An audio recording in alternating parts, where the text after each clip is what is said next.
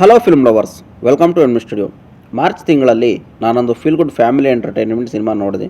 ಹಾಗೆ ಆ ಡೈರೆಕ್ಟರ್ ಜೊತೆ ಒಂದಷ್ಟು ವಿಷಯಗಳು ಮಾತಾಡಿದೆ. ಫಾರ್ ಎಕ್ಸಾಂಪಲ್, ಹೊಸಬ್ರ ಸಿನಿಮಾಗೆ ಪ್ರಮೋಷನ್ ಯಾಕಾಗಲ್ಲ, ಆಡಿಯೋ ರೈಟ್ಸ್, ಸಿಂಗಲ್ ಸ್ಕ್ರೀನ್ಸ್ ಮುಚ್ತಾ ಇದ್ದಾವೆ, ಇದರ ಕಾರಣ OTT, TV, dubbing rights etcetera etcetera. ಆ ಇಂಟರ್ವ್ಯೂ ಈಗ ನಿಮ್ಮ ಮುಂದಿದೆ. ಇದು ನನ್ನ ಮೊದಲ ಇಂಟರ್ವ್ಯೂ ಆದ್ದರಿಂದ ಒಂದಷ್ಟು ಮಿಸ್ಟೇಕ್ಸ್ ಇವೆ, ಹೊಟ್ಟೆಗೆ ಹಾಕ್ಕೊಳ್ಳಿ. ನಾರ್ಮಲ್ ಆಗಿ ಒಂದು ಹೊಸಬ್ರ ಸಿನಿಮಾ ಅಂದರೆ ಅದು ರಿಲೀಸ್ ಆಗೋದೇ ಕಷ್ಟ, ತುಂಬ ಕಷ್ಟ. ಅಂಥದ್ರಲ್ಲಿ ನೀವು ರಿಲೀಸ್ ಮಾಡಿ ಪ್ರೇಕ್ಷಕರ ಮನಸ್ಸು ಗೆದ್ದಿದ್ದೀರಾ, ಅದಕ್ಕೆ ಮೊದಲನೇದಾಗಿ congratulation. Thank you very much. All the best for your future project. Thank you. ನಿಮ್ಮ ಜರ್ನಿ ಬಗ್ಗೆ ಚಿಕ್ಕದಾಗಿ ನಿಮ್ಮ ಒಂದು ಕಿರು ಪರಿಚಯ ನಮ್ಮ ಪ್ರೇಕ್ಷಕರಿಗಾಗಿ. ಸೊ ಹಾಯ್, ಎಲ್ರಿಗೂ ನಮಸ್ಕಾರ. ನಾನು ಪ್ರಮೋದ್ ಜಯ ಅಂತ. ಇಂಡಸ್ಟ್ರಿಯಲ್ಲಿ ಸಾಕಷ್ಟು ವರ್ಷಗಳಿಂದ ಸಹ ನಿರ್ದೇಶನಕ್ಕೆ ಕೆಲಸ ಮಾಡ್ತಿದ್ದೆ. ಸೊ ನನ್ನ ಮೊದಲನೇ ಸಿನಿಮಾ ದಿಲ್ ಖುಷು ಮಾರ್ಚ್ 22ರಂದು ರಾಜ್ಯಾದ್ಯಂತ ರಿಲೀಸ್ ಆಗಿ ಒಂದಷ್ಟು ಪ್ರೇಕ್ಷಕರ ಮನ ಗೆದ್ದು ಯಶಸ್ವಿಯಾಗಿದೆ. ಎಲ್ರಿಗೂ ತುಂಬ ಧನ್ಯವಾದಗಳು. ಸೊ ನನ್ನ ಜರ್ನಿ ನಾರ್ಮಲಾಗಿ ಒಂದಷ್ಟು ಶಾರ್ಟ್ ಫಿಲಮ್ಸಿಂದ ಶುರು ಮಾಡಿದ್ದು. ನಾನು ನೋಡಿದ್ದೆ ಆ ಶಾರ್ಟ್ ಫಿಲಮ್ಸ್ ಸಮಥಿಂಗ್ ಬಟ್ ಮರ್ತೋಗಿದ್ದೀನಿ, ಬಟ್ ಚೆನ್ನಾಗಿದೆ. 10 ಇಯರ್ಸ್ ಆಯಿತು. ಶೇಮರ ಚಾನಲಲ್ಲಿ ಎಲ್ಲ ನೋಡಿದ್ದೆ, ಯೂಟ್ಯೂಬ್ ಚಾನಲಲ್ಲಿ. 10 ಇಯರ್ಸ್ ನಮ್ಮ ರತ್ನತೀರ್ಥ ಎಡಿಟ್ರು, ವಿಜಯರಾಜ್ ಮ್ಯೂಸಿಕ್ ಡೈರೆಕ್ಟ್ರು. ಹೌದು. ಅದ್ರ ಹೆಸರು ಹೇಳ್ತೀರಾ? ಅಜಯ್ 24/2 ಅಂತ. ಸೊ ಅದು ತುಂಬ ಚೆನ್ನಾಗಿತ್ತು. ಸೊ ನನಗೆ ಅವಾಗ ನಾನು ಯಾವ ಸಿನಿಮಾ ಟಚ್ ಇರಲಿಲ್ಲ, ಅವಾಗ ಮಾಡಿದ್ದು. ಅರೌಂಡ್ 10 ಇಯರ್ಸೇ ಆಗಿದೆ. ಅದು ನೋಡಿ ಅನ್ಸುತ್ತೆ ನಾನು ನಿಮ್ಮ ಫ್ರೆಂಡ್ ರಿಕ್ವೆಸ್ಟ್ ಕಳಿಸಿದ್ದು. ಓಕೆ, ಮೇ ಬಿ ಅದೇ. ಸೊ ಅದಾದಮೇಲೆ ಒಂದಷ್ಟು ಇವ್ರ ಹತ್ರ, ಸಿಂಪಲ್ ಸುನಿ ಸರ್ ಹತ್ರನೇ ಒಂದಷ್ಟು ಸಿನಿಮಾಗಳಿಗೆ ಕೆಲಸ ಮಾಡಿದ್ದೀನಿ. ಚಮಕ್, ಆಪ್ರೇಷನ್ ಆದಮೇಲಮ್ಮ, ಮತ್ತು ಬೇರೆ ನಿರ್ದೇಶಕ ಅನಂತು ವರ್ಸಸ್ ನುಸ್ರತ್ ಅಂತ ಸಿನಿಮಾ, ಅದಕ್ಕೂ ಮಾಡಿದ್ದೀನಿ. ಅಲ್ಲಿ ಒಂದಷ್ಟು ಸಾಹಿತ್ಯ. ಸೊ ಅದಾದಮೇಲೆ ಅಂದರೆ ಅಲ್ಲಿ ವರ್ಕ್ ಮಾಡ್ತಿದ್ದೆ. ಅದಾದಮೇಲೆ ನಾನೇ ಇಂಡಿಪೆಂಡೆಂಟಾಗಿ ಸಿನಿಮಾ ಮಾಡೋಣ ಅಂತ ಹೊರಟು ಒಂದಷ್ಟು ಪ್ರೊಡ್ಯೂಸರ್ ಅಪ್ರೋಚ್ ಎಲ್ಲ ಆದಮೇಲೆ ನಾವೇ ಅಂದರೆ ಯೂಶ್ವಲಿ ಏನಾಗುತ್ತೆ ಅಂದರೆ ಹೊಸಬ್ರು ಅಂದ ತಕ್ಷಣ ಪ್ರೊಡ್ಯೂಸರ್ಗಳು ಸಿಗೋದೇ ತುಂಬ ಕಷ್ಟ ಇಂಡಸ್ಟ್ರಿಯಲ್ಲಿ. ಅದೊಂದು ಮೇಜರು. ಆಮೇಲೆ ನಮ್ಮ ಬಜೆಟಲ್ಲಿ ಈಗ ನಾರ್ಮಲಾಗಿ ಸೌತ್ ಇಂಡಿಯಾ ಅಂತ ಹೇಳಿದ್ರೆ ತೆಲುಗು ಅಂದರೆ ಇಷ್ಟು ದೊಡ್ಡ ಬಜೆಟು, ಮಿನಿಮಮ್ ಲೋ ಬಜೆಟೇ 5 CR ಅಂತ ಇರುತ್ತೆ. ಸೊ ನಮ್ಮಲ್ಲಿ ಲೋ ಬಜೆಟ್ ಅಂತ ಹೇಳಿದ್ರೆ ನಿಮಗೆ ಇದೇ ಇಲ್ಲ. 10 ಲಕ್ಷಕ್ಕೆ ಸಿನಿಮಾ ಮಾಡೋರಿದ್ದಾರೆ, 20 ಲಕ್ಷಕ್ಕೆ ಸಿನಿಮಾ ಮಾಡೋರು, 50 ಲಕ್ಷಕ್ಕೆ ಮಾಡೋರಿದ್ದಾರೆ, ಮಾಡ್ತಾರೆ, ಬಟ್ ಅವ್ರು ರಿಲೀಸ್ ಆಗಲ್ಲ. 1 ಕೋಟಿನೇ ಸಿನಿಮಾ ಮಾಡ್ತಾರೆ. ಬಟ್ ನೀವು ಬೇರೆ ಇಂಡಸ್ಟ್ರಿಯಲ್ಲಿ ಹಿಂದಿ ಆಗಲಿ ತೆಲುಗು ಆಗಲಿ ಲೋ ಬಜೆಟ್ ಅಂದ್ರೇ ನಿಮಗೆ ಮಿನಿಮಮ್ ಒಂದು 3-4 ಕೋಟಿ ಮೇಲೇ ಅದು ಲೋ ಬಜೆಟ್ ಅಂತ ಹೇಳ್ತಾರೆ. ಸೊ ನಮ್ಮಲ್ಲಿ ಆ ಥರ ಇರೋದ್ರಿಂದ ಬಟ್ ಅದನ್ನು ಹಾಕೋದಕ್ಕೂ ತುಂಬ ಒದ್ದಾಡಬೇಕು ಪ್ರೊಡ್ಯೂಸರ್. ಒಂದು ಮಿನಿಮಮ್ಮು ಬಜೆಟ್ 1 ಕೋಟಿ ಅಂದ್ಕೊತೀವಿ, ಅದನ್ನು ಹಾಕೋದು ಪ್ರೊಡ್ಯೂಸರ್ ಸಿಗೋದು ಕಷ್ಟನೇ. ಯಾಕೆ ರಿಟರ್ನ್ಸ್ ಅಂತ ತೆಗೆದ್ರೆ ನಮಗೆ ರಿಟರ್ನ್ಸ್ಗೆ ಮೂಲ ಇಲ್ಲ. ಈಗ ಮಲಯಾಳಂ ಅಂತ ಬಂದರೆ ನಿಮಗೆ OTT ಆಪ್ಷನ್ ತುಂಬ ಇದೆ. ಮನೋರಮಾ ಮ್ಯಾಕ್ಸ್ ಆಗಿರ್ಬೋದು, ನೆಟ್ಫ್ಲಿಕ್ಸ್ ಆಗಿರ್ಬೋದು, ಪ್ರೈಮ್ ಆಗಿರ್ಬೋದು, ಆಮೇಲೆ ಹಾಟ್ಸ್ಟಾರ್, ಎಲ್ಲದೂ ಇದೆ. ಬಟ್ ನಮಗಿರೋದೇ ಕೆಲವೊಂದು. ಆ ಕೆಲವೊಂದರಲ್ಲಿ ತುಂಬ ಬೈನೂ ಮಾಡ್ತಿಲ್ಲ ಯಾರು, ತುಂಬ ಲಿಮಿಟೆಡ್. ಪ್ರೈಮ್ ಮಾತ್ರ ಒಂದಷ್ಟು ತೊಗೊತಿದ್ದಾರೆ. ಅದೂ ನಿಮಗೆ ಔಟ್ರೇಟ್ ಕೊಟ್ಟು ತೊಗೊತಿಲ್ಲ. ಅದು ಪೇಪರ್ ವ್ಯೂ ನಿಮಗೆ ಇಷ್ಟು ವ್ಯೂಸ್ ಆದರೆ ಇಷ್ಟು ಇದು ಅಂತ ತೊಗೊತಿದ್ದಾರೆ. ಅದೂ ಅಷ್ಟೇ ಸೆಲೆಕ್ಟೆಡ್ ಮಾತ್ರ ತೊಗೊತಿದ್ದಾರೆ. ಸೊ ಎಲ್ಲ ಸಿನಿಮಾಗಳಿಗೂ ಅದು ಸಿಗ್ತಾಯಿಲ್ಲ. ಅದಕ್ಕೆ ಆ ಕಾರಣದಿಂದ ನಿಮಗೆ ಪ್ರೊಡ್ಯೂಸರ್ ಇವಾಗಂತೂ ತುಂಬ ಇದಾಗಿದೆ. ಪ್ರೊಡ್ಯೂಸರ್ ಒಂದಷ್ಟು ರಿಟರ್ನ್ಸು ಹೇಗೆ ಅನ್ನೋದೆಲ್ಲ ಸ್ವಲ್ಪ ಯೋಚನೆ ಮಾಡಿ ಪ್ರೊಡ್ಯೂಸರ್ ಇಂಡಸ್ಟ್ರಿಗೆ ಬರೋದು ಸ್ವಲ್ಪ ಕಷ್ಟ ಆಗಿದೆ. ಪ್ರೊಡ್ಯೂಸರ್ ಅಪ್ರೋಚ್ ಆಗಿತ್ತು ಅಂದರೆ, ಸೊ ನಾವು ಪ್ರೊಡ್ಯೂಸರ್ ಅಂತ ಹೇಳಿದ್ರೆ, ಸೊ ನಾನು ಹಿಂಗೆ ಯೂಶ್ವಲಿ ಸ್ವಲ್ಪ ದೂರದ ಅಂದರೆ ತುಂಬ ಪರಿಚಯ ಅಂತ ಅಷ್ಟಿರಲಿಲ್ಲ, ಒಂದು ದೂರದ ಪರಿಚಯ. ಈಗ ಯಾವಾಗಾದರೂ ಸಿಗ್ತಿದ್ವಿ, ಇದು ಮಾಡ್ತಿದ್ವಿ.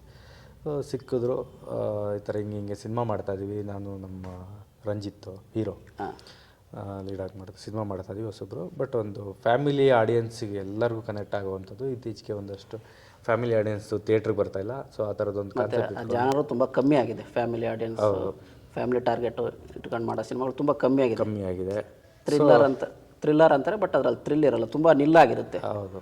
ಹಾಗೆ ಫ್ಯಾಮಿಲಿ ತುಂಬ ಎಂಟರ್ಟೈನ್ಮೆಂಟ್ ಸಿನಿಮಾಗಳು ಬಂದು ತುಂಬ ಕಮ್ಮಿ. ಅದಕ್ಕೆ ಏನಾದರೂ ಮಾಡಿದ್ರೆ ಎಂಟರ್ಟೈನ್ಮೆಂಟ್ ಸಿನಿಮಾ ಮೇಜರ್ ಅಂದರೆ ಅದೇ ಕಾರಣ ತುಂಬ ಫ್ಯಾಮಿಲೀಸ್ ನಂದು ಕೇಳ್ತಿದ್ದೆ, ಯಾಕೆ ಸಿನಿಮಾ ಇದಕ್ಕೆ ಹೋಗಲ್ಲ, ಯಾವುದು ಆ ಥರ ಸಿನಿಮಾಗಳು ಬರ್ತಾಯಿಲ್ಲ ಫ್ಯಾಮಿಲಿ ಕೂತ್ಕೊಂಡು ನೋಡೋ ಅಂಥದ್ದು. ಈಗ ಅಂದರೆ ಒಂದಷ್ಟು ಡಾರ್ಕ್ ಸಿನಿಮಾಗಳೇ ಬರ್ತಾಯಿದೆ, ಅದಕ್ಕೆ ನಮ್ಗೆ ಇಷ್ಟ ಆಗಲ್ಲ, ಹೋಗೋಕ್ಕಾಗಲ್ಲ ಅಂತ ಹೇಳ್ತಾರೆ. ಆಮೇಲೆ ಕೆಲವೊಂದು ತುಂಬ A ಸರ್ಟಿಫಿಕೇಟ್ ಸಿನಿಮಾ ಆ ಥರದ್ದು ಬರ್ತವೆ.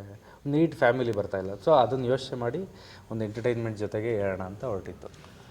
ಅದೇ ವಿಷಯಕ್ಕೇನ ಇದು ಈ ರಾಮ್ ಕಾಮ್ ಸೆಲೆಕ್ಟ್ ಮಾಡಿದ್ದು? ಹೌದು, ರಾಮ್ ಕಾಮ್ ಅದೇ ವಿಷಯಕ್ಕೆ ಸೆಲೆಕ್ಟ್ ಮಾಡಿದ್ದು. ಫಸ್ಟ್ ಮಾಡಿದ್ರೆ ರಾಮ್ ಕಾಮ್ ಮಾಡಬೇಕು ಅಂತಿತ್ತು. ಸೊ ಇದರಲ್ಲಿ ಹೀರೋ ಹೊಸಬಾಗಿಂದ ಹೀರೋ ಹೀರೋಯಿನ್ ಮೇಲೆ ಹೋಗಬೇಕು ಅಂತ ಬರೆದಿದ್ದು ಫಸ್ಟು. ಸೊ ಈ ಸ್ವಲ್ಪ ನೋನ್ ಆರ್ಟಿಸ್ಟ್ ಇದ್ದರೆ ನನಗೆ ಜನರಿಗೆ ತಲುಪೋಕ್ಕೆ ಈಸಿ ಆಗುತ್ತೆ ಅಂತೇಳಿ ನಾವು ರಂಗಣ್ಣ ರಘು ಸಾರು, ಧರ್ಮಣ್ಣ ಆಗಿರ್ಬೋದು, ಸೊ ರವಿ ಭಟ್ಟು ಈ ಥರ ಅಪ್ರೋಚ್ ಮಾಡಿದ್ವಿ. ಸೊ ಅವ್ರಿಗೆ ಇಷ್ಟ ಆಯಿತು ಸಬ್ಜೆಕ್ಟು. So ಒಪ್ಕೊಂಡ್ರು, cinema. ಅಂದರೆ ನಿಮ್ಮದ್ರಲ್ಲಿ ಒಂದಷ್ಟು ಹೊಸಬ್ರು ಇದ್ದಾರೆ, ಒಂದಷ್ಟು ಹಳಬರು ಇದ್ದಾರೆ. ಅವರೆಲ್ಲರೂ ಫಾರ್ ಎಕ್ಸಾಂಪಲ್ ರಂಗಾಯಣ ರಘು ಅವರು, ಧರ್ಮಣ್ಣ ಕಡವರು, ಇನ್ನೊಂದಷ್ಟು ಜನ ಇದ್ದಾರೆ. ಅವರು ಒಂದಷ್ಟು ಜನಕ್ಕೆ ಗೊತ್ತು ಅವ್ರು ಸಿನಿಮಾ ಮಾಡ್ತಿದ್ದಾರೆ ಅಂದರೆ ಒಂದಷ್ಟು ಜನ ಪ್ರೇಕ್ಷಕರು ಬಂದೇ ಬರ್ತಾರೆ.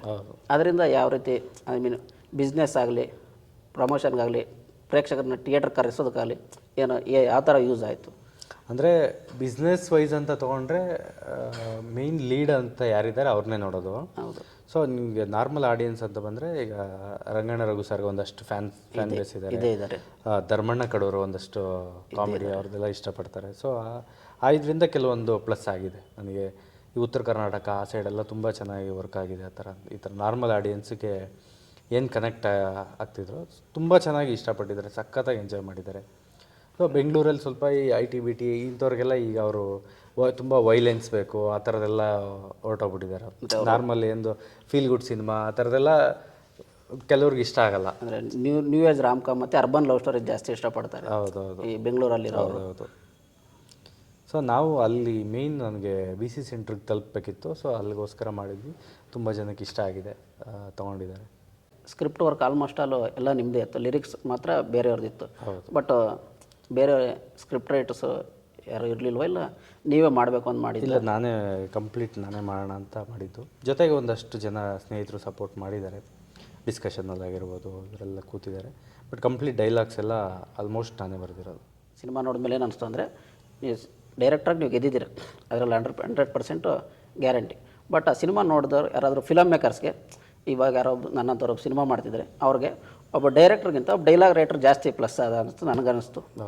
ನಿಮಗೇನು ಫೀಡ್ಬ್ಯಾಕ್ ಬಂತು? ನನಗೆ ತುಂಬ ಜನ ಡೈಲಾಗ್ಸ್ಗೆ ಹೇಳಿದ್ರು, ಡೈಲಾಗ್ಸ್ ತುಂಬ ಚೆನ್ನಾಗಿ ಬರೆದಿದ್ದೀರಾ. ಆಮೇಲೆ ಕೆಲವ್ರಿಗೆ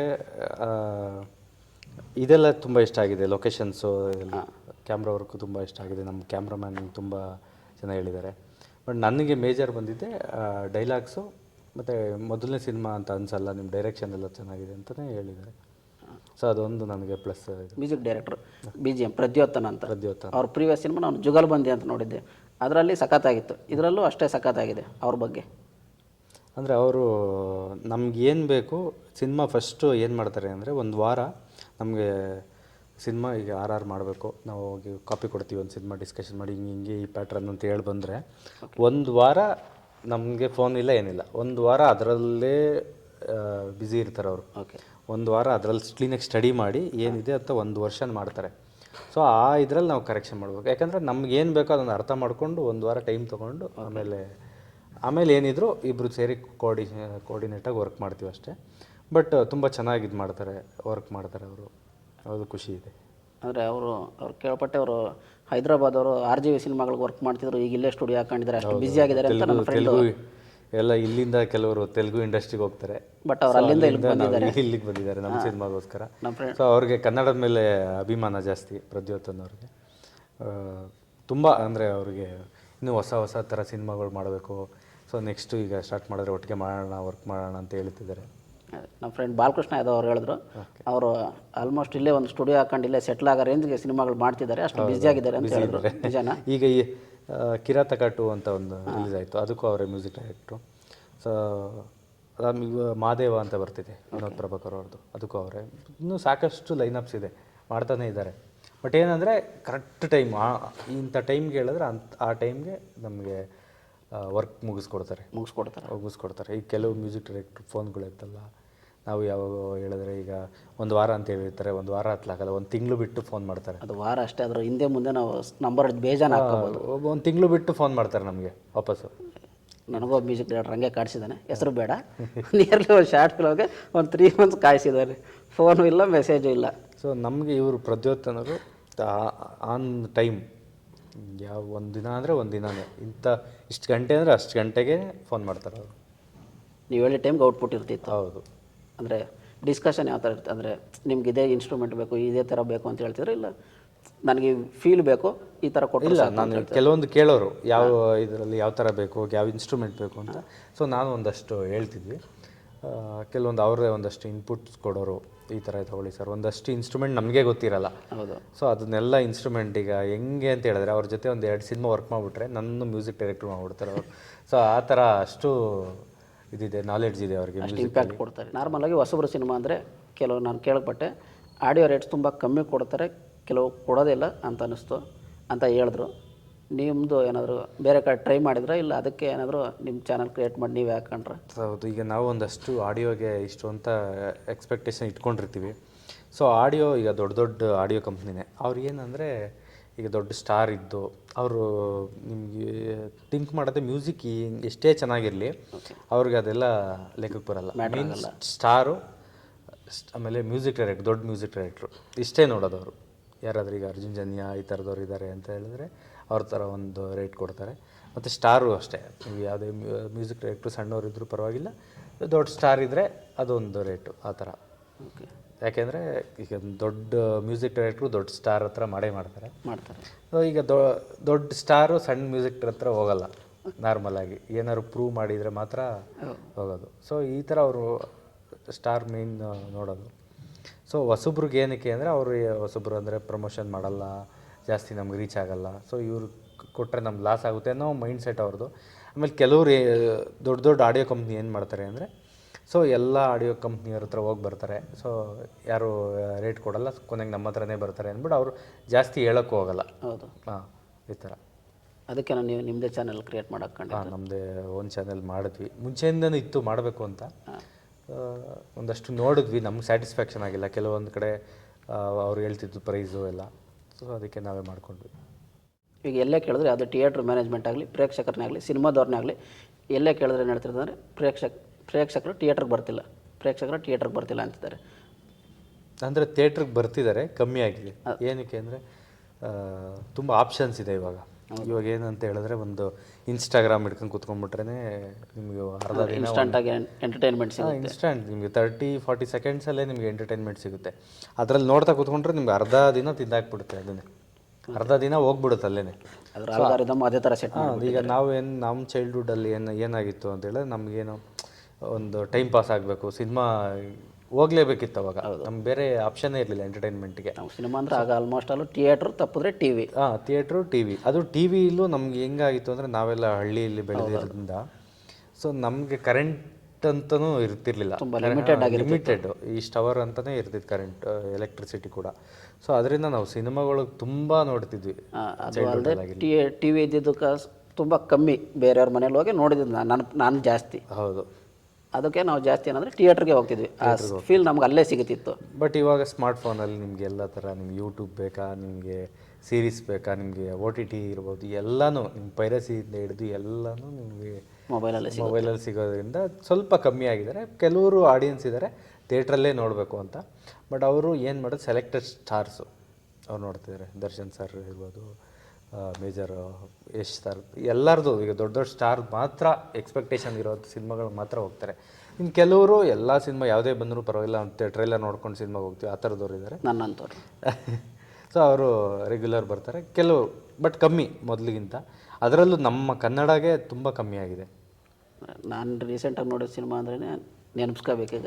ತುಂಬ ನೋಡ್ತಿದ್ದೆ ಮುಂಚೆ, ಈಗ ತುಂಬ ಕಮ್ಮಿ ಆಗಿಬಿಟ್ಟಿದೆ. ನಾನು ಲಾಸ್ಟ್ ಟೈಮ್ ನೋಡಿದ್ದೆ ಅಂದರೆ ಅವತಾರ ಪುರುಷ. ಬಟ್ ಅದು ಅಸಂತೃಪ್ತಿನೇ. ಬಟ್ ಲಾಸ್ಟ್ ಟೈಮ್ ಅಷ್ಟು ಫೀಲ್ ಗುಡ್ ಅನಿಸಿದ್ದು ಒಂದಷ್ಟು ಹೊಸಬ್ರು ಸಿನಿಮಾಗಳಿದ್ದಾವೆ. ಫಾರ್ ಎಕ್ಸಾಂಪಲ್ ನಿಮ್ಮ ದಿಲ್ ಖುಷು, ಶಾಕಾಹಾರಿ, ಬ್ಲಿಂಕು, ನಮ್ಮ ದಿವಾಕರ ಡಿಂಡಿಮವ್ರ ಜುಗಲ್ಬಂದಿ. ಐ ಮೀನ್ ಜಾನ್ರ ವೈಸು ಅದು ಎಲ್ಲ ಜಾನ್ರಗಳು ಮಿಕ್ಸ್ ಆಗಿದೆ ಅದು. ಬಟ್ ಅದು ಅಷ್ಟು ಜನಕ್ಕೆ ರೀಚ್ ಆಗಲಿಲ್ಲ, ಅದೊಂದು ಬೇಜಾರಿದೆ. ಬಟ್ ಎಲ್ಲ ಜಾನ್ರಗಳನ್ನು ನಿಮಗೊಂದು ಕ್ರೈಮ್ ಆಗಲಿ, ಎಮೋಷನ್ ಆಗಲಿ, ಡ್ರಾಮಾ ಆಗಲಿ, ಎಲ್ಲ ಒಂದು ಜಾನರ್ನ ಪರ್ಫೆಕ್ಟಾಗಿ ಬ್ಲೆಂಡ್ ಮಾಡಿದ್ದು ಅನ್ನಿಸ್ತು.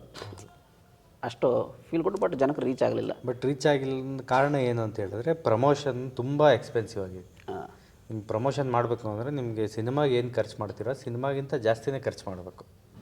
ಈಗ ಕೆಲವೊಂದು ಸಿನಿಮಾ ರಿಲೀಸ್ ಆಯಿತು, ಒಂದು ಸಿನಿಮಾಗೆ ಏನು ಖರ್ಚು ಮಾಡಿದಾರೆ ಅದು ಈಕ್ವಲ್ 1 ಕೋಟಿ 1.5 ಕೋಟಿ ಈ ಥರ ಎಲ್ಲ ಖರ್ಚು ಮಾಡ್ತಾರೆ ಸಿನಿಮಾಗೆ. ಸೊ ಸೊ ಯೂಶ್ವಲಿ ಈಗ ಟೋಬಿ ಅಂತ ಒಂದು ಸಿನಿಮಾ ಬಂತು. ಸಿನಿಮಾಗೆ ಹೆಚ್ಚು ಕಮ್ಮಿ 2 ಕೋಟಿ ಹತ್ತಿರ ಖರ್ಚು ಮಾಡಿದ್ದಾರೆ ಪ್ರಮೋಷನ್ಗೆ. ಸೊ ಆ ರೇಂಜಿಗೆ ಇದಾಗ್ತಿದೆ ಈಗೇನಂತ ಹೇಳಿದ್ರೆ, ಮುಂಚೆ ಎಲ್ಲ ಈಗ ಪಬ್ಲಿಸಿಟಿ ಪ್ರಮೋಷನ್ ಅಂತ ಹೇಳಿದ್ರೆ ಪೇಪರ್ ಆ್ಯಡ್ ಆಗ್ತಿದೆ, ವಾಲ್ ಪೋಸ್ಟರ್, ಟಿ ವಿಲಿ ವಾಲ್ ಪೋಸ್ಟರ್ ಮುಗೀತು ಅಷ್ಟೇ, ಬೇರೆ ಇದಿರಲಿಲ್ಲ. ಯಾವುದೋ ಒಂದು 2 ನ್ಯೂಸ್ ಚಾನಲ್ ಇತ್ತು. ಸೊ ಆಲ್ಮೋಸ್ಟ್ ಮೇಜರ್ ಜನ ಅದೇ ಚಾನಲ್ ನೋಡೋರು. ಉದಯವಾಣಿ, ನಾವೆಲ್ಲ ಉದಯವಾಣಿ ಪೇಪರ್ ಅದೇ ನೋಡ್ತೀವಿ. ಅದು ಒಂದು ಪ್ರೈಮ್ ಟೈಮ್. ನಾವು ಆಮೇಲೆ ವಾಲ್ ಇದರಲ್ಲಿ ಪೋಸ್ಟರ್ ಬಂದರೆ ಮುಗೀತು, ಈ ಸಿನಿಮಾ ಬರ್ತಿದೆ ಹೋಗ್ಬೇಕು ಅಷ್ಟೇ. ನಮ್ಮೂರ ಕಡೆ ಅಂದರೆ ಆಟೋದಲ್ಲಿ ಕೂತ್ಕೊಂಡು ಹೋಗೋರು. ಇಷ್ಟೇ. ಸೊ ಇವಾಗ ಏನಾಗಿದೆ, ಈಗ ಯೂಟ್ಯೂಬಲ್ಲಿ ಅಂತೇಳಿ ನಾನಾ ಯೂಟ್ಯೂಬ್ ಚಾನಲ್ಗಳು ಇರೋದ್ರಿಂದ, ಆಮೇಲೆ ಇನ್ಸ್ಟಾಗ್ರಾಮು ಸಾಕಷ್ಟು ಟ್ರೋಲ್ ಪೇಜ್ಗಳು, ಎಲ್ಲದಕ್ಕೂ ಕೊಡಬೇಕು. ಒಂದಷ್ಟು ಜನ ಅಂದರೆ ಆಡಿಯನ್ಸು ಡಿವೈಡ್ ಆಗಿಬಿಟ್ಟಿದ್ದಾರೆ ಇವಾಗ. ಈಗ ಒಂದಷ್ಟು ಜನ ಪಬ್ಲಿಕ್ ಟಿ ವಿ ನೋಡ್ತಾರೆ, ಒಂದಷ್ಟು ಜನ ಸುವರ್ಣ ನ್ಯೂಸ್ ನೋಡ್ತಾರೆ, ಇನ್ನೊಂದಷ್ಟು ಜನ ಚಾನಲ್ಗಳು ನೋಡಿದಾಗ ಒಂದೇ ಇದಕ್ಕೆ ನೋಡ್ತಾರೆ. ಸೊ ಎಲ್ಲದಕ್ಕೂ ಕೊಡಬೇಕು. ಸೊ ಅದರಿಂದ ಎಕ್ಸ್ಪೆನ್ಸ್ ಆಗಿದೆ. ಅದು ಹೊಸೊಬ್ರಿಗೆ ಅದನ್ನು ಕೊಡೋಕ್ಕೆ ಶಕ್ತಿ ಇಲ್ಲ ಕೆಲವೊಂದು ಸಿನಿಮಾಗಳಿಗಾಗಲಿ.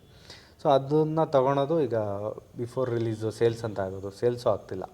OTT ಅವರಿಗೆ ಸ್ಯಾಟಲೈಟ್ ಆಗಿ ಯಾವುದೂ ಬೈ ಮಾಡ್ತಿಲ್ಲ ಸಿನಿಮಾ. ಸೊ ಏನಾಗಿದೆ, ಆಮೇಲೆ ಡಬ್ಬಿಂಗ್ ಸಿನಿಮಾಗಳಿಂದ ಒಂದಷ್ಟು ಇತ್ತೀಚೆಗೆ ತುಂಬ ಜಾಸ್ತಿ ಆಗಿದೆ. ಯಾವುದೇ ಚಾನೆಲ್ ನೋಡಿದ್ರು ಡಬ್ಬಿಂಗ್ ಸಿನಿಮಾನೇ ಹಾಕಿರ್ತಾರೆ. ತೆಲುಗು ಸಿನಿಮಾಗಳು, Tamil cinema, Hindi cinema. So ಅದರಿಂದ ನಮ್ಮ ಕನ್ನಡ ಸಿನಿಮಾಗಳು, ಒರಿಜಿನಲ್ ಕನ್ನಡ ಸಿನಿಮಾಗಳಿದೆ, ಅದು ಸ್ಯಾಟಲೈಟ್ ಅವರು ಆಸಕ್ತಿ ತೋರಿಸ್ತಿಲ್ಲ ಹೊಸೊಬ್ರಿಗೆ ಮೇಯ್ನ್. ನಾವು ಬಂದಿದ್ದ ದಿನ ಮಾರ್ಚ್ 22 ಯಾವುದೂ ಅಷ್ಟು ದೊಡ್ಡ ಸಿನಿಮಾಗಳು ಇರಲಿಲ್ಲ. ನಮಗೆ ತುಂಬ ಥಿಯೇಟ್ರಸ್ ಸಿಕ್ತು. ಈಗ ನಾವೇ ಒಂದಷ್ಟು ಕಡೆ ಅಲ್ಲಿ ರೆಂಟ್ ಇಷ್ಟ ಆಗುತ್ತೆ, ನಾನೇ ಬೇಡ ಅಂತ ನಾನೇ ಕ್ಯಾನ್ಸಲ್ ಮಾಡಿದ್ದುಂಟು. ನಮಗೇನು ಥಿಯೇಟ್ರ್ ಸಮಸ್ಯೆ ಆಗಿಲ್ಲ. ಬಟ್ ಏನಂದರೆ ಅವತ್ತು IPL ಮ್ಯಾಚ್ ಇತ್ತು. ಸೊ IPL ಮ್ಯಾಚ್ ಇತ್ತು, ಸ್ವಲ್ಪ ಈವ್ನಿಂಗ್ ಆಡಿಯನ್ಸು ಸ್ವಲ್ಪ ಕಮ್ಮಿ ಆದರು. ನಮ್ಗೆ ಚೆನ್ನಾಗಿ ಇದಾಗಿದೆ. ಥಿಯೇಟ್ರ್ ರಿಲೀಸ್ಗೆ ಏನು ಸಮಸ್ಯೆ ಆಗಿಲ್ಲ. ಅದಾದಮೇಲೆ ಒಂದು 4th ವೀಕು ಸಿನಿಮಾ ಆಯಿತು ಮಲ್ಟಿಪ್ಲೆಕ್ಸಲ್ಲಿ. ರಾಕ್ಲೈನ್ ಮಾಲ್ ಆಗಿರ್ಬೋದು, ಮಿರಾಜಲ್ಲಿ, ಒಂದಷ್ಟು ಕಡೆ ಈಗ ಸಿನಿಪಾಲಿಸ್, ಬಿನ್ನಿಪೇಟ್, ಈ ಕಡೆ ಎಲ್ಲ ಚೆನ್ನಾಗಿ. ಈಗ ಹೊಸಬ್ರಿಗೆ ಅಂದರೆ ಥಿಯೇಟ್ರ್ಗಳು ಸಿಗೋದು ತುಂಬ ಕಷ್ಟ. ಅದರಲ್ಲಿ ಸಿಂಗಲ್ ಸ್ಕ್ರೀನ್ ಸಿಗೋದು ತುಂಬ ಕಷ್ಟ. ಮಲ್ಟಿಪ್ಲೆಕ್ಸ್ ಸಿಗ್ತವೆ, ಅದು ಬೇರೆ ವಿಷಯ. ಬಟ್ ಸಿಂಗಲ್ ಸ್ಕ್ರೀನ್ಗಳು ಈಗ ತುಂಬ ಮುಚ್ತಾ ಇದ್ದಾವೆ. ಅದಕ್ಕೆ ಏನು ಕಾರಣ ಅಂತೀರ? ಸಿಂಗಲ್ ಸ್ಕ್ರೀನು ಮುಚ್ತಾ ಇರೋ ಕಾರಣ ಏನಂದರೆ, ನಂಬರ್ ಆಫ್ ಸೀಟಿಂಗ್ ಕೆಪಾಸಿಟಿ ಜಾಸ್ತಿ ಇರೋದ್ರಿಂದ ಈಗ ಆಡಿಯನ್ಸು ಡಿವೈಡ್ ಆಗ್ತಿದ್ದಾರೆ. ಮಲ್ಟಿಪ್ಲೆಕ್ಸ್ಗಳು ಜಾಸ್ತಿ ಆಗಿದ್ದಾವೆ. ಸೊ ಅಲ್ಲಿ ಏನಂದರೆ ಸ್ಟಾರ್ ಸಿನಿಮಾಗಳಾದರೆ ಹೌಸ್ಫುಲ್ ಆಗುತ್ತೆ. ಸೊ ಹೊಸಬ್ರು ಸಿನಿಮಾ ಅಂತ ಹೇಳಿದ್ರೆ ನಿಮಗೆ ಕಮ್ಮಿ ಬರ್ತಾರೆ ತುಂಬ. ಸೊ ಅವರು ಅಲ್ಲಿ ಕೆಲಸ ಮಾಡೋದು, ಅವ್ರಿಗೆಲ್ಲ ಅದು ವರ್ಕ್ ಆಗಲ್ಲ ಅಂದ್ಬಿಟ್ಟು ತುಂಬ ಜನ ಏನು ಮಾಡ್ತಿದ್ದಾರೆ, ಹೊಸಬ್ರು ಸಿನಿಮಾ ಬಂದರೆ ಥಿಯೇಟ್ರನ್ನೇ ಕೊಡೋಲ್ಲ. ಹೌದು, ಥಿಯೇಟ್ರ್ ಕ್ಲೋಸ್ ಮಾಡ್ಕೊತಾರೆ. ಯಾವುದೂ ಸಿನಿಮಾಗಳಿಲ್ಲ ಅಂದರೆ. ಸ್ಟಾರ್ ಸಿನಿಮಾ ಬಂದರೆ ಓಪನ್ ಮಾಡ್ತಾರೆ, ಹೊಸಬ್ರು ಸಿನಿಮಾ ಅಂದರೆ ಕ್ಲೋಸ್ ಮಾಡ್ತಾರೆ. ಈ ಥರ ಮಾಡ್ತಿದ್ದಾರೆ ಸುಮಾರು. ಮತ್ತು ಕೆಲವು ಕಡೆ ಕೊಡ್ತಾರೆ, ಕೆಲವು ಕಡೆ ಎಲ್ಲೆಲ್ಲಿ ಕನ್ನಡ ಸೆಂಟ್ರ್ ಇದೆ ಅಲ್ಲೂ ಆಡಿಯನ್ಸ್ ಕಮ್ಮಿ ಆಗಿದ್ದಾರೆ ಇವಾಗ. ಎಲ್ಲ ಮೇಜರ್ ಮಲ್ಟಿಪ್ಲೆಕ್ಸ್ಗೆ ಹೋಗ್ತಾರೆ ಅದರಿಂದ. ಸೊ ಆ ಥರದ್ದು ಕೆಲವು ಕಡೆ ಶೋ ಕ್ಯಾನ್ಸಲ್ ಆಗ್ತಾಯಿದ್ದಾವೆ ಸುಮಾರು ಕಡೆ. ಏನಂದರೆ ನಿಮಗೆ 1000 ಸೀಟಿಂಗ್ ಕೆಪಾಸಿಟಿ ಇದ್ದರೆ ಒಂದು 50 ಜನ ಬಂತ ಹೇಳಿದ್ರೆ, ಸೊ ಏನು ವರ್ಕ್ ಆಗಲ್ಲ, ಏನು ವರ್ಕೌಟ್ ಆಗಲ್ಲ. ತುಂಬ ಸಲ ನಾನು ಎಕ್ಸ್ಪೀರಿಯನ್ಸ್ ಮಾಡಿದ್ದೀನಿ. ಶೋ ಕ್ಯಾನ್ಸಲ್ ಆಗಿದೆ, ವಾಪಸ್ ಹೋಗಿದೆ, ತುಂಬ ನಿರಾಸೆ ಆಗಿದೆ. ಸೊ ಏನಂತ ಹೇಳಿದ್ರೆ ಮಲ್ಟಿಪ್ಲೆಕ್ಸ್ಗಳು ಜಾಸ್ತಿ ಆಗ್ತಾಯಿದ್ದಾವೆ, ಜಾಸ್ತಿ ಆಗಬೇಕು. ಮತ್ತು ಸ್ಟಾರ್ ಸಿನಿಮಾಗಳು ರಿಲೀಸ್ ಆಗಬೇಕು. ಈಗ ಆಡಿಯನ್ಸು ಥಿಯೇಟ್ರ್ ಕಡೆ ಫ್ಲೋ ಇರಬೇಕು ಅಂತ ಹೇಳಿದ್ರೆ ಸ್ಟಾರ್ ಸಿನಿಮಾಗಳು ಬರಬೇಕು. ಸೊ ಸ್ಟಾರ್ ಸಿನಿಮಾಗಳು 2 ವರ್ಷಕ್ಕೊಂದು, 3 ವರ್ಷಕ್ಕೊಂದು ಈ ಥರ ಬಂದರೆ, ಈಗ ಇರೋದೇ ಈಗ 4-5 ಜನ ದೊಡ್ಡ ಸ್ಟಾರ್ ಇದ್ದಾರೆ. ಈಗ ಅವ್ರ ಸಿನಿಮಾಗಳು ಯಾವಾಗೋ 3 ವರ್ಷಕ್ಕೋ 2 ವರ್ಷಕ್ಕೋ ಅಂತ ಬಂದರೆ ಜನ ಥಿಯೇಟ್ರಿಗೆ ಬರೋದೇ ಮರ್ತು ಬಿಡ್ತಾರೆ. ಅಂದರೆ ಗೊತ್ತಿರೋ ಬ್ರ್ಯಾಂಡಾರೆ ಬೇಗ ಬರ್ತಾರೆ. ಈಗ OTT ಅಲ್ಲಿ ಇಲ್ಲಿ ಬರ್ತಾರೆ. ಸೊ ನಾವು ಯಾಕೆ ಥಿಯೇಟ್ರಿಗೆ ಹೋಗಿ ನೋಡೋಣ ಅನ್ನೋ ಥರ. ಈಗ ಒಂದಷ್ಟು ಲೋ ಕ್ವಾಲಿಟಿ ಸಿನಿಮಾಗಳು, ಕ್ವಾಲಿಟಿನೇ ಇರಲ್ಲ, ಸಣ್ಣ ಪುಟ್ಟ ಕ್ಯಾಮ್ರಾದಲ್ಲಿ ಶೂಟ್ ಮಾಡ್ತಾರೆ ಕೆಲವರು. ನಾವು ಸಿನಿಮಾ ಮಾಡಬೇಕು ಅಂತ ಬರ್ತಾರೆ. ಸೊ ಅದರಿಂದನೂ ಒಂದಷ್ಟು ಜನಕ್ಕೆ ನಿರಾಸೆ ಆಗಿದೆ, ಕ್ವಾಲಿಟಿ ಇಲ್ದಂಗೆ. ಇದರಿಂದ ಸಿಂಗಲ್ ಸ್ಕ್ರೀನ್ಗಳು ಸ್ವಲ್ಪ ಜನ ಬರೋದು ಕಷ್ಟ. ಓಕೆ. ಮತ್ತು ನಮ್ಮಲ್ಲಿ ಏನಂದರೆ ನಂಬರ್ ಆಫ್ ರಿಲೀಸ್ಗಳಾಗ್ತವೆ. ಒಂದೊಂದು ಸಲ ಕಮ್ಮಿ ಅಂದ್ರೂ ಒಂದು 10ರಿಂದ 15 ಸಿನಿಮಾಗಳು ರಿಲೀಸ್ ಆಗ್ತವೆ. ಅದರಲ್ಲಿ ನಮ್ಮದ್ರಲ್ಲೇ ಕನ್ನಡದವೇ ತುಂಬ ಇರ್ತವೆ. ಇನ್ನು ಪರಭಾಷೆ ಸಿನಿಮಾಗಳು ಲೆಕ್ಕನೇ ಇಲ್ಲ. ಅದ್ರ ಬಗ್ಗೆ ಇದ್ರ ಮಧ್ಯೆ ಒಂದಷ್ಟು ಒಳ್ಳೆಯ ಸಿನಿಮಾಗಳು ಇದ್ರೂ ಜನಕ್ಕೆ ಅದ್ರ ಬಗ್ಗೆ ಗೊತ್ತಾಗಲ್ಲ. ಅದ್ರ ಬಗ್ಗೆ ನೀವು ಈಗ ಕೆಲವರು ಏನು ಮಾಡ್ತಾರೆ, ಕನ್ನಡ ಸಿನಿಮಾ ಡಿಜಿಟಲ್ಗೆ ಅಂತಲೇ ಮಾಡ್ತಾರೆ ಕೆಲವರು. ಈಗ ಡಿಜಿಟಲಲ್ಲಿ ತೊಗೊತಿಲ್ಲ. ಡಿಜಿಟಲ್ ಅವ್ರು ಏನು ಮಾಡ್ತಾರೆ, ಥಿಯೇಟ್ರಿಗೆ ಬನ್ನಿ, ಅಲ್ಲಿ ಸಕ್ಸಸ್ ಆದರೆ ಆಮೇಲೆ ತೊಗೊತೀವಿ ಅಂತ ಇದು ಮಾಡ್ತಾರೆ. ಸೊ ಅದರಿಂದ ನಮಗೆ ಸಾಕಷ್ಟು ಜಾಸ್ತಿ ಸಿನಿಮಾಗಳು ಥಿಯೇಟ್ರಲ್ಲಿ ರಿಲೀಸ್ ಆಗ್ತಾ ಇರೋದು. ಈಗ ಕೆಲವೊಂದು ಈಗ 10 ಸಿನಿಮಾ ಮಾಡಿದ್ರೆ ಅದರಲ್ಲಿ 5 ಡಿಜಿಟಲ್ಗೆ ಅಂತಲೇ ಮಾಡ್ತಾರೆ ಒಂದಷ್ಟು ಡೈರೆಕ್ಟ್ರುಗಳು. ಓಕೆ. ಸೊ ಅದಕ್ಕೆ ಡಿಜಿಟಲ್ ಪ್ಲಾಟ್ಫಾರ್ಮ್ ಸಿಗ್ತಾ ಇಲ್ಲ ಅಂತ ಥಿಯೇಟ್ರಿಗೆ ಬರ್ತಾಯಿದೆ, ಅಲ್ಲಿ ಜಾಸ್ತಿ ಆಗ್ತಾಯಿದೆ ಸಿನಿಮಾಗಳು. ಸೊ ಸೊ ಇಲ್ಲಿ ಬೇರೆ ಭಾಷೆ ಸಿನಿಮಾ ಅಂತ ಹೇಳಿದ್ರೆ ಅವ್ರದ್ದು ಕ್ವಾಲಿಟಿ ಏನು ಇದು ಮಾಡ್ತಾರೆ ಅಂದರೆ ಬಡ್ಜೆಟ್ ನಂಬರ್ ಆಫ್ ಬಡ್ಜೆಟ್ ಏನು ಮಾಡ್ತಾರೆ ಅಲ್ಲೂ ಅಷ್ಟೇ. ಈಗ ಅವ್ರದ್ದು ಒರಿಜಿನಲ್ ಈಗ ತೆಲುಗು ಸಿನಿಮಾ ಅಂತ ಹೇಳಿದ್ರು, ತೆಲುಗಲ್ಲೂ ಸಣ್ಣ ಪುಟ್ಟ ಸಿನಿಮಾಗಳು ಅವ್ರಿಗೂ ಮೇಜರ್ ಸಿನಿಮಾ ರಿಲೀಸ್ ಆಗ್ತವೆ. 10 ಸಿನಿಮಾ ಆ ಥರದ್ದೆಲ್ಲ ರಿಲೀಸ್ ಆಗಿದ್ದು ಇದೆ. ಸೊ ಏನಂತ ಹೇಳಿದ್ರೆ ನಮ್ಮಲ್ಲಿ ದೊಡ್ಡ ದೊಡ್ಡ ಹೀರೋಗಳದ್ದು ಈ ಥರದ್ದು ಇಲ್ಲಿ ಬರ್ತಾರೆ. ಸೊ ನಮಗೆ ಇಲ್ಲಿ ಎಲ್ಲ ಥರದವರು ಆಡಿಯನ್ಸು ಇದ್ದಾರೆ. ತೆಲುಗು ನೋಡೋರು ಇದ್ದಾರೆ, ತಮಿಳ್ ನೋಡೋರು ಇದ್ದಾರೆ, ನಿಮಗೆ ಹಿಂದಿ ನೋಡೋರು ಇದ್ದಾರೆ. ಸೊ ಎಲ್ಲ ಆಡಿಯನ್ಸು ಇದ್ದಾಗ ಸೊ ನಮಗೆ ಥಿಯೇಟ್ರ್ ಸಿಗೋದು ಕಮ್ಮಿ ಆಗ್ತಾಯಿದೆ ಅಷ್ಟೇ. ಎಲ್ಲರಿಗೂ ಡಿವೈಡ್ ಆಗ್ತಾವಲ್ಲ. ಈಗ ಇಂಗ್ಲೀಷ್ ಸಿನಿಮಾ ನೋಡೋರು, ಮರಾಠಿ ಸಿನಿಮಾಗೆ ಎಲ್ಲರೂ ಇದ್ದಾರೆ, ಎಲ್ಲ ಭಾಷೆ ಅದರಲ್ಲೂ ಇದ್ದಾರೆ. ಬಟ್ ನಮ್ಮ ಏನು ಇದಕ್ಕೆ ಕಾರಣ ನಮ್ಮ ಫಿಲ್ಮ್ ಚೇಂಬರು, ದೊಡ್ಡ ದೊಡ್ಡ ಸ್ಟಾರು ಇದಕ್ಕೆಲ್ಲ ಡಿಸಿಷನ್ ತೊಗೊಂಡು ಏನಾದರೂ ಒಂದು ಮಾಡಬೇಕು ಅವರು. ಈಗ ಯಾಕೆಂದರೆ ಈಗ ಕಪಾಲಿ ಥಿಯೇಟ್ರ್ ಇತ್ತು. ಸೊ ಅಲ್ಲಿ ಹೊಡೆದಾಕ್ಬಿಟ್ಟು ಇವಾಗ ಒಂದು ಮಲ್ಟಿಪ್ಲೆಕ್ಸ್ ಬರ್ತಾಯಿದೆ. ಸೊ ಮಲ್ಟಿಪ್ಲೆಕ್ಸ್ ಕಟ್ತಾ ಇರೋದು ಬೇರೆ ಯಾರೂ ಅಲ್ಲ, ಮಹೇಶ್ ಬಾಬು. ಓಕೆ, ಆಯಿತಾ. AMB ಸಿನಿಮಾಸ್ ಅಂತ ಮಾಡ್ತಿದ್ದಾರೆ. ಸೊ ಇಲ್ಲಿ ನಮ್ಮ ಸ್ಟಾರ್ದು ಯಾವ್ದಾದ್ರು ದೊಡ್ಡ ಸ್ಟಾರ್ ತೊಗೊಂಡ್ರೆ ಯಾವುದು ಮಲ್ಟಿಪ್ಲೆಕ್ಸ್ ಇದೆ, ಯಾವುದೂ ಇಲ್ಲ. ಸೊ ನಿಮ್ಗೆ ಅಲ್ಲಿ ತೆಲುಗಲ್ಲಿ ತೊಗೊಂಡ್ರೆ ನಿಮಗೆ ವಿಜಯ್ ದೇವರಕೊಂಡದಿದೆ, ಅಲ್ಲು ಅರ್ಜುನ್ದಿದೆ, ಮಹೇಶ್ ಬಾಬು. ಇತ್ತೀಚೆಗೆ ರವಿತೇಜ ಅವರು ಶುರು ಮಾಡಿದ್ದಾರೆ ಅಂತ ಕೇಳಿದೆ. ಇದಾಗಿ ನಮ್ಮಲ್ಲಿ ಆ ಥರ ಯಾಕೆ ಇಂಟ್ರೆಸ್ಟ್ ತೋರಿಸ್ತಿಲ್ಲ. ಸೊ ಇದನ್ನು ನೋಡಿ ಈಗ ಹೊಸಬ್ರಿಗೆ ದಾರಿ ಮಾಡಿಕೊಡ್ಬೇಕು ದೊಡ್ಡವರೇ ಈ ಫ್ಯೂಚರ್. ಇದಕ್ಕೆ ಅವ್ರು ಏನಿದೆ ಅವ್ರದ್ದು ಒಂದು 100 ಕೋಟಿ ಸಿನಿಮಾ ಮಾಡ್ತಾರೆ. ಅವ್ರದ್ದು ಏನಿದೆ 1000 ಕೋಟಿ ಎಕ್ಸ್ಪೆಕ್ಟೇಷನ್, ಅವ್ರದ್ದು 1000-2000 ಕೋಟಿ ಬಿಸ್ನೆಸ್ ಆಗಬೇಕು, ಆ ಮೈಂಡ್ ಸೆಟ್ಟಲ್ಲಿ ಇರ್ತಾರೆ. ಅಲ್ಲಿ ಏನಾಗ್ತಿದೆ, ಸಣ್ಣ ಪುಟ್ಟ 1 ಕೋಟಿ 2 ಕೋಟಿ ಸಿನಿಮಾ ಮಾಡೋರು ಜನಕ್ಕೆ ಗೊತ್ತಾಗ್ತಿಲ್ಲ, ರೀಚ್ ಆಗ್ತಿಲ್ಲ, ಅವ್ರದ್ದು ಸಪೋರ್ಟ್ ಸಿಗ್ತಿಲ್ಲ ಮೇಯ್ನು. ಅಂದರೆ ಬೇರೆ ಭಾಷೆಯಲ್ಲಿ ಅಂದರೆ ಒಂದಷ್ಟು ಸ್ಟಾರ್ಗಳಾಗಲಿ ಸ್ಟಾರ್ ಡೈರೆಕ್ಟರ್ಗಳಾಗಲಿ ಒಂದಷ್ಟು ಪ್ರೊಡಕ್ಷನ್ ಹೌಸ್ ಇಟ್ಕೊಂಡು ಒಂದಷ್ಟು ನ್ಯೂ ಟ್ಯಾಲೆಂಟ್ಸ್ಗೆ ಎನ್ಕರೇಜ್ ಮಾಡ್ತಿದ್ದಾರೆ. ನಮ್ಮಲ್ಲಿ ಅದು ತುಂಬ ಕಮ್ಮಿ. ಒಂದಷ್ಟು ಇದ್ದಾವೆ, ಬಟ್ ತುಂಬ ಕಮ್ಮಿ. ಆ ಕಮ್ಮಿ ಇದ್ರೂ ಬರೀ ಅವ್ರವ್ರ ಸರ್ಕಲ್ ಏನಿದೆ ಆ ಸರ್ಕಲಲ್ಲಿ ಮಾತ್ರ ಹೋಗ್ತಾ ಇದೆ. ಅದು ಮುಂದಕ್ಕೆ ಹೋಗ್ತಿಲ್ಲ, ಅಲ್ಲಲ್ಲೇ ತಿರುಗ್ತಿದೆ. ಹೌದು, ನಮ್ಮಲ್ಲಿ ಅದೇ ಮೇಯ್ನು ಬಿಸ್ನೆಸ್ ವೈಸಲ್ಲೇ ಇದು ಮಾಡೋದು. ನಮ್ಮಲ್ಲಿ ಏನಂದರೆ ಈ ಬಡ್ಜೆಟಲ್ಲಿ ನಾವು ಸಿನಿಮಾ ನಾವು ಎಕ್ಸ್ಟ್ರಾಡಿನರಿ, ನಾವು ಸ್ಕ್ರಿಪ್ಟ್ ಲೆವೆಲಲ್ಲಿ ತುಂಬ ಎಕ್ಸ್ಟ್ರಾಡಿನರಿ ಬರ್ಕೊಂಡಿರ್ತೀವಿ ಹಂಗೆ ಹಿಂಗೆ ಅಂತ. ಬಟ್ ನಾವು ಬಡ್ಜೆಟಲ್ಲಿ ಕಾಂಪ್ರಮೈಸ್ ಆಗ್ತೀವಿ ಸಿನಿಮಾ. ಈಗ ನಾನು ಕೆಲವೊಂದು ಇದರಲ್ಲಿ ಕಾಂಪ್ರಮೈಸ್ ಆಗಿದ್ದೀವಿ. ಈಗ ನಮಗೆ ಒಂದು ಫೈಟ್ ಅಂತ ಇಟ್ವಿ, ಫೈಟ್ ಹೆಂಗೋ ಶೂಟ್ ಮಾಡಬೇಕು ಅಂತ. ಬಟ್ ಫೈಟಿಗೆ ನಮಗೆ ಬಡ್ಜೆಟ್ ಇಲ್ಲ ಅಂದ್ಬಿಟ್ಟು ಕಾಂಪ್ರಮೈಸ್ ಆಗಿದ್ದೀವಿ. ಓಕೆ. ಸೊ ಏನಂತ ಹೇಳಿದ್ರೆ ಏನು ಅಂದ್ಕೊಳ್ತೀವೋ ಹಂಗೆ ಸಿನಿಮಾ ಮಾಡಬೇಕು. ಸೊ ಅದಕ್ಕೆ ನಮ್ಮಲ್ಲಿ ಬಡ್ಜೆಟ್ ಇಲ್ಲ ಕನ್ನಡ. ಸೊ ನಿಮಗೆ ನೀವು ಯಾವುದೋ ಒಂದು ಸಿನಿಮಾ ನೀವು ತೊಗೊಂಡೋಗಿ ಹಿಂಗೆ ಹೇಳಿದ್ರೆ, ಸೊ ನೀವು ಒಂದು 5 ಕೋಟಿ ಒಂದು ಬಜೆಟ್ ಬರ್ಕೊಂಡಿರ್ತಾರೆ. ಸೊ ಇದಕ್ಕೆ ಇಷ್ಟಲ್ಲೇ ಮಾಡಿ ಅಂತ ಪ್ರೊಡ್ಯೂಸರ್ ಬಜೆಟ್ ಕೊಡ್ತಾರೆ. ಸೊ ಆ ಇದರಲ್ಲೇ ಮಾಡಬೇಕು ಅನ್ನೋ ಪರಿಸ್ಥಿತಿ ನಮ್ಮದು. ಸೊ ಅದಕ್ಕೋಸ್ಕರ ಸಿನಿಮಾಗಳು ಎಕ್ಸ್ಟ್ರಾಡಿನರಿ ಆಗ್ತಿಲ್ಲ, ಆರ್ಡಿನರಿಯಾಗಿ ಉಳ್ಕೊತಾ ಇರೋ ಕಾರಣ ಅದೇ ಬಡ್ಜೆಟ್. ಓಕೆ. ಅಂದರೆ ಮುಂಚೆ ಜನ ನಾರ್ಮಲಾಗಿ ಒಂದು ಪಾಸಿಟಿವ್ ಟಾಕ್ ಬಂದರೂ ಥಿಯೇಟ್ರಿಗೆ ಬಂದುಬಿಡ್ತಿದ್ರು. ಹೋಗ್ಲಿ ನಾವು ನೀವು ನೋಡ್ತಾರೆ. ಆದರೆ ಒಂದಷ್ಟು ವರ್ಷಗಳ ಹಿಂದೆ ನೆಗೆಟಿವ್ ಟಾಕ್ ಹೇಳಿದ್ರು ಸರಿ ಬಿಡು, ಏನೋ ನೆಗೆಟಿವ್ ಇದ್ದರೂ ಸರಿ, ಅಂಥ ನೆಗೆಟಿವ್ ಏನಿದೆ ಅಂತ ನೋಡ್ತಿದ್ರು. ಈಗ ತುಂಬ ಎಕ್ಸ್ಟ್ರಾಡಿನರಿ ಅಂದ್ರೂ ಜನ ಬರ್ತಾನೆ ಇಲ್ಲ. ಇದೇ ಕಾರಣಕ್ಕೆ ಅನಿಸುತ್ತೆ. ಹೌದು, ಈ ಥರ ಇದೆ. ಮತ್ತು ಇನ್ನೊಂದು ಏನಾಗಿದೆ, ಎಲ್ಲ ಸಿನಿಮಾಗಳಿಗೂ ಸ್ಟಾರ್ಸ್ ಹೋಗಿ ಎಲ್ಲ ತುಂಬ ಚೆನ್ನಾಗಿದೆ ಅಂತೇಳಿ ಕೆಟ್ಟ ಸಿನಿಮಾಗೂ ಹೇಳಿದ್ರು ಅದು ಕೂಡ ಜನ ನಂಬ್ತಾ ಇಲ್ಲ. ಯಾರೇ ಹೇಳಿದ್ರು ನಂಬ್ತಾ ಇಲ್ಲ. ಈಗ ವರ್ಡ್ ಆಫ್ ಮೌತ್. ಈಗ ನಮ್ಮ ಫ್ರೆಂಡ್ ಯಾರೋ ಅಂತ ಹೇಳಿದ್ರೆ ಮಾತ್ರ ನಾವು ಹೋಗೋಕ್ಕಾಗೋದು. ಈಗ ಸಾಕಷ್ಟು ಮೀಡಿಯಾದಲ್ಲಿ ಬಂದು ದೊಡ್ಡ ದೊಡ್ಡ ಸ್ಟಾರ್ಗಳೇ ಆಗಲಿ ಎಂದು ಹೇಳ್ತಾರೆ, ಈ ಸಿನಿಮಾ ಸೂಪರ್ ಆಗಿದೆ ಹಂಗೆ ಅಂತ. ಸಿನಿಮಾ ಹೋದರೆ ಅಲ್ಲೇನೂ ಇರಲ್ಲ.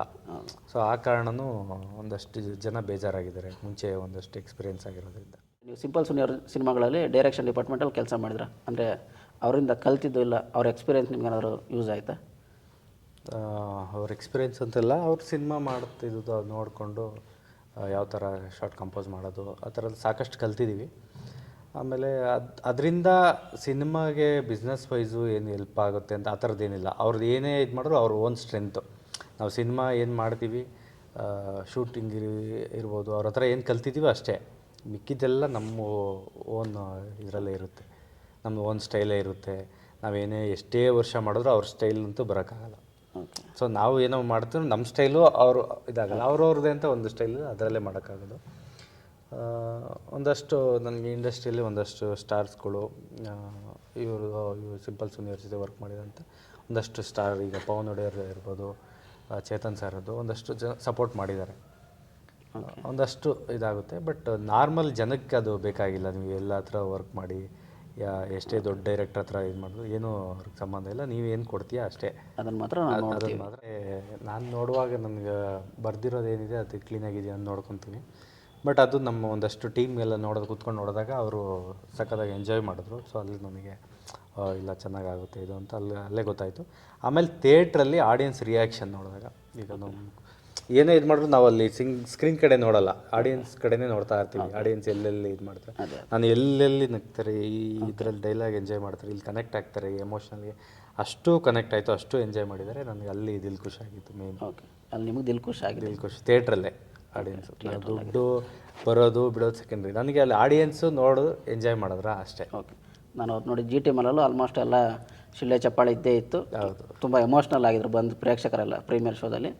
ನನಗೂ ಖುಷಿ ಆಯಿತು. ನಾರ್ಮಲಾಗಿ ಒಂದು ಸ್ಟಾರ್ ಸಿನಿಮಾ ಅಂದರೆ ಒಂದಷ್ಟು ಆಟೋಮೆಟಿಕ್ಕಾಗಿ ಪ್ರಮೋಷನ್ ಆಗುತ್ತೆ, ಅವರು ಒಂದು ರೇಂಜ್ಗೆ ಇನ್ವೆಸ್ಟ್ ಮಾಡ್ತಾರೆ. ಬಟ್ ಹೊಸಬ್ರು ಸಿನಿಮಾ ಅಂದರೆ ಅಷ್ಟಾಗಲ್ಲ.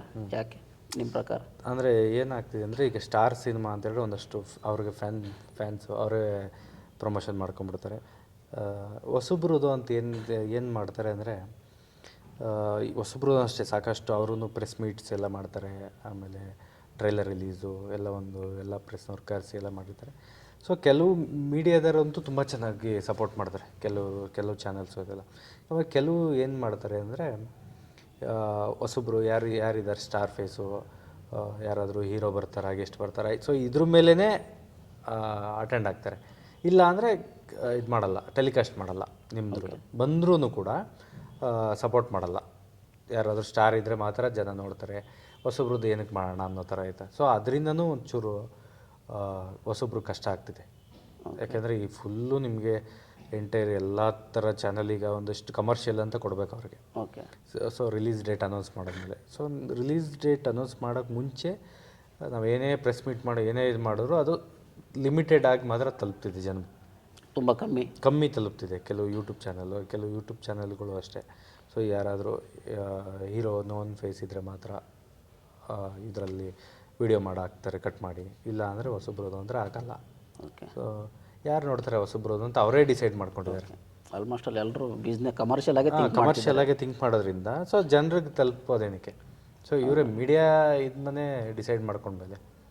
ಓಕೆ, ಸೊ ಅದನ್ನು ಸ್ವಲ್ಪ ಚೇಂಜ್ ಆಗಬೇಕು ಎಲ್ಲ ಮೀಡಿಯಾಸ್. ಈಗ ಸ್ಟಾರ್ಸ್ಗಳಿಗೆ ನೀವು ಮೀಡಿಯಾ ಹಾಕ್ಲಿ ಬಿಡಲಿ, ಫ್ಯಾನ್ಸು ನಿಮಗೆ ಪ್ರಮೋಷನ್ ಮಾಡ್ಕೊತಾರೆ, ಆಟೋಮೆಟಿಕ್ ನಿಮಗೆ ಎಲ್ಲರಿಗೂ ಗೊತ್ತಾಗುತ್ತೆ.